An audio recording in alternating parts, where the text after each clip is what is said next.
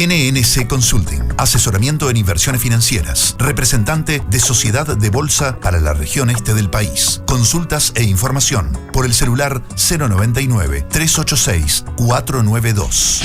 NNC Consulting presenta en frecuencia abierta la opinión económica del economista Mauro Mendiburu. Mauro Mendiburu, buen día, ¿cómo estás? Hola, buen día Jorge, ¿cómo anda todo hoy? Muy bien, con ganas de hablar sobre nuestra economía. Bueno, vamos a ver la región, a ver cómo estamos. Ya sabemos bastante, o por lo menos presumimos lo que vamos a decir de Argentina, pero hay un gran socio que hoy en día es el principal destino de las exportaciones nuestras, que a veces pasa desapercibido. De hecho, hace tiempo que no recibimos noticias de Brasil, y eso quiere decir generalmente de que las cosas están por lo menos mejor de lo que se pensaba originalmente. Tenemos los datos de tanto de Argentina, Brasil, propio Uruguay también, actualizados, a ver qué es lo que está ocurriendo en cada uno de estos países. Y bueno, y vemos que de los tres, el que mejor está es Brasil, la mejor performance económica ha tenido en los últimos meses es Brasil.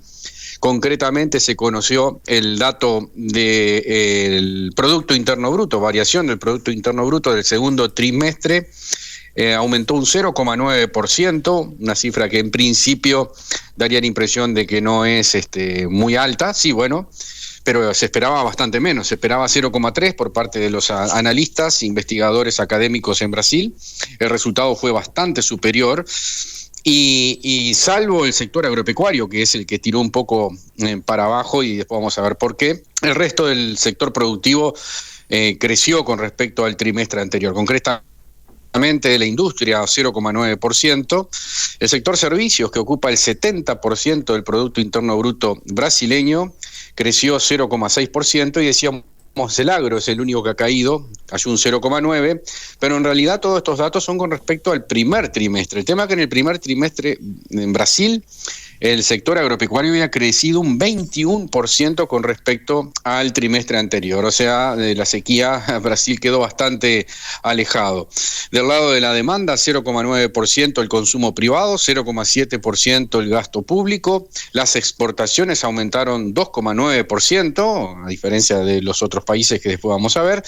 Las importaciones aumentaron 4,5%, y si analizamos los datos 12 meses anualizados, para no ver el trimestre contra el anterior, Brasil creció en los últimos 12 meses 3,2%, y es un dato no menor, porque recordemos que hace un año aproximadamente que se realizaron las elecciones en Brasil y se decía que bueno, Brasil estaba relativamente estancado económicamente y que la política del nuevo presidente estaba en tela de juicios. De hecho, hasta había habido una suba importante del dólar en Brasil. Bueno, aparentemente se han despejado todas las dudas, y una vez más Lula da Silva nos da la lección de que sabe manejar bastante bien, o mejor que otros por lo menos, la economía de Brasil. No solo la sacó del estancamiento económico, sino, como vamos a ver, es envidiable la salud que tiene la economía por el lado que la estemos viendo. Está creciendo, está aumentando el consumo, está aumentando el bienestar, y tampoco hay ninguna señal de crisis ni financiera ni económica de ningún tipo.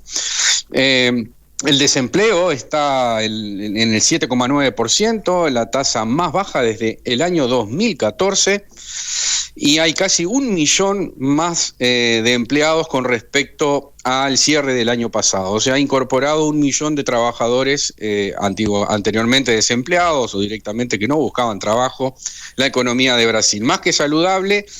Y bueno, y eso es muy bueno para nosotros. Lo mejor que nos puede pasar es que los vecinos estén bien. Y bueno, es también un poco la respuesta a por qué hoy en día Brasil es el principal destino de nuestras exportaciones. Bueno, que del otro lado China se ha desacelerado muchísimo la economía de ese país. Y mientras que la de Brasil se ha aumentado bastante el Producto Interno Bruto, está mucho más saludable hoy en día desde el punto de vista económico y financiero Brasil que China. Bueno, felizmente estamos al lado de ellos, ¿verdad? Somos vecinos de ellos. Del otro lado del charco no hay que profundizar mucho los números. Los datos son bastante más complicados, una inflación en el entorno del 138%, hablo de Argentina, ¿verdad? A septiembre el Producto Interno Bruto, en lugar de estar creciendo en el segundo trimestre, en ese sentido alineado a lo que ha sido Uruguay, cayó un 2,8%. El interanual, o sea, los últimos 12 meses, ese famoso 3,4 que habíamos hablado recién, 3,2, perdón, de Brasil, bueno, para Argentina fue negativo en 3,3%. Exactamente en las antípodas de Brasil. En lo único que se asemejan Argentina y Brasil es que la tasa de desempleo está relativamente baja, 6,2% la tasa de desempleo en Argentina, 7,9% en Brasil. Se conoció por parte del Banco Central del Uruguay también las expectativas un poquito más oficiales, ¿verdad? El Banco Central es una institución oficial con respecto a nuestro país, a Uruguay.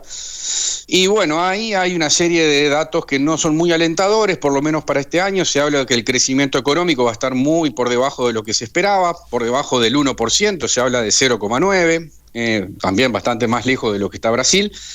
Sin grandes cambios en la tasa de desempleo y con algunas señales de alarma que ya las conocemos todas, vinculados al turismo, más allá de lo que haya dicho el ministro de Turismo, que obviamente va a hacer propaganda a favor de su cartera, la preocupación en torno a el turismo argentino, ¿verdad? O sea, de lo que más o menos ya todos estamos previendo. Del lado de la producción, la finalización de las obras de UPM2, y las consecuencias de la sequía va a hacer que el crecimiento sea muy bajo este año, repito, por debajo del 1%, se había estimado bastante más que esto hace algunos meses, con un efecto rebote a partir del próximo año de la mano de una inflación baja y de una recuperación del salario real. Lo que también manifiesta el Banco Central, no lo dice directamente, pero a través de los números más que claro, que ya lo hemos hablado varias veces, Uruguay está muy caro con respecto al resto del mundo. Se publicaron los datos de competitividad, tipo de cambio real. Uruguay está casi un 20% por debajo de los valores de competitividad que tenía en marzo del 19, para tomar el año base que el propio Banco Central toma, 19,14% concretamente por debajo de lo que estaba en el año 2019, a nivel regional mucho más, obviamente, con el efecto argentino. Y si uno mira el resto de los países fuera de la región, el encarecimiento de Uruguay anda en el 13,57%. Estoy hablando de los países que son más ricos, más alejados y con los cuales tenemos algún comercio, por ejemplo, Europa, Estados Unidos. Bueno, con ellos también nos hemos encarecido. Así que bueno, Jorge, desde el punto de vista del producto, Uruguay en zona gris y Brasil, pum para arriba, como se decía anteriormente cuando yo era un poco más joven. Mauro, se movió de manera interesante el dólar en estos últimos días. Escuché una información hoy que volvió a la cotización que tenía antes de la pandemia. ¿Es así? Sí, exactamente. O sea, en marzo del año 2020, el dólar subió fuertemente en ese mes.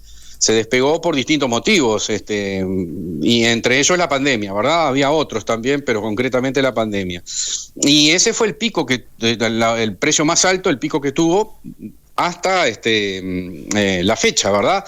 Y a partir de ahí hemos mencionado ya en reiteradas oportunidades, empezó a descansar, a bajar, cuando en el mundo bajaba, acá bajaba, y cuando en el mundo subía el dólar, acá bajaba también, que fue lo que generó la falta de competitividad. En este momento hemos llegado a los valores que existían previo a... Se nos cortó la comunicación, me parece, Marco, ¿sí? Entonces, están demostrando que hemos llegado a esos valores. A ver, porque se me cortó un poquito lo último que dijiste, ¿me lo podés repetir, Mauro?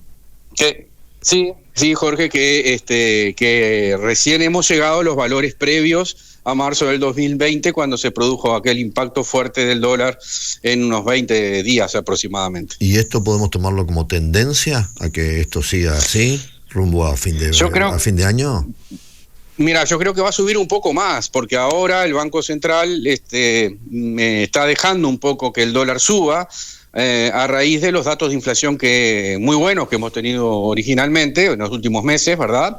Y le da un poco de aire al Banco Central, que sabe perfectamente y lo ha manifestado, que el dólar está atrasado y que tendría que estar un poco por encima de donde está hoy.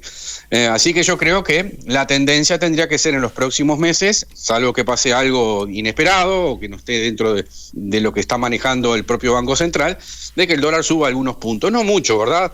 Yo calculo que un peso y medio, hasta ahí puede subir sin mayor problema, sin afectar mayormente la inflación, que repito, en este momento está en el piso, y por consiguiente el propio Banco Central puede darse el lujo, entre comillas, de que suba un poco sin que eso altere mayormente los objetivos que tenía. Mauro, gracias por tu aporte. Como muy siempre, amable. Buena semana para todos, Jorge. Lo mismo para ti. Chao. Frecuencia abierta.